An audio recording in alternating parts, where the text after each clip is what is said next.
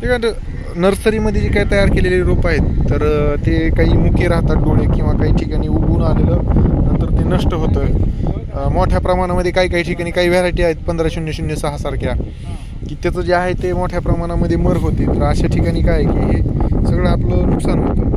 मग ह्याला लावलेलं कोकोपीट हे जे आहे सगळ्या बाबी तर त्याचं सुद्धा नुकसान होतं.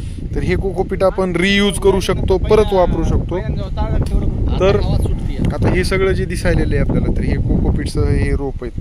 तर हे आहे असं जर ह्या जुगाडामध्ये जरा टाकलं तर काय होतं की ते हे फिरत राहिल्याच्या नंतर पुढं जे आहे ते हे डोळे पडतात आणि त्याचं राहिलेलं कोकोपीट जे आहे ते खाली पडतं. त्याला एक आहे की चांगलं ऊन देणं आणि ऊन देऊन हे सगळं मोकळं झालं पाहिजे एकदम कडक उन्हामध्ये. तर त्या माध्यमातून जे आहे ते आपण निश्चित ह्या ठिकाणी जे आहे ते ह्याचा रियूज ह्या कोकोपीटचा आपण करू शकतो. अशा पद्धतीने हे कोकोपीट जे आहे ते ह्या ठिकाणी दिसत आहे आपल्याला.